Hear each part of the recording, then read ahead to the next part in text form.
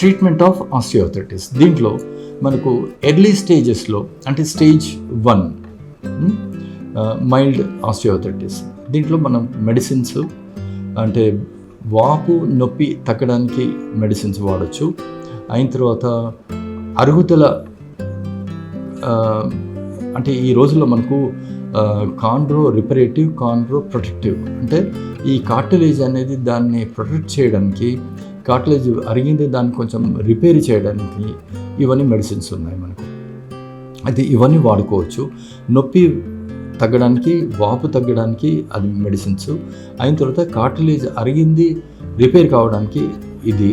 అయిన తర్వాత calcium and vitamin D supplements ఇవి కూడా పెట్టుకోవడం అనమాట. అయితే ఇవి ఎర్లీ స్టేజెస్లో వాడుకుంటే కొన్ని మాసాలు వాడితే మనకు చాలా వరకు ఇంప్రూవ్మెంట్ జరుగుతుంది. అయితే మిడిల్ స్టేజ్లో అంటే మోడరేట్ ఆస్టియోఆర్థరైటిస్, దాంట్లో తప్పనిసరిగా మీరు ఈ మెడిసిన్స్ ఏవైనా నొప్పి కొరకు, వాపు కొరకు వాడుకుంటూ ఇంకా కాండ్రో ప్రొటెక్టివ్, కాండ్రో రిపరేటివ్ ఇవి ఉన్నాయి కదా, ఇవి ఎక్కువగా పెడతాం మేము.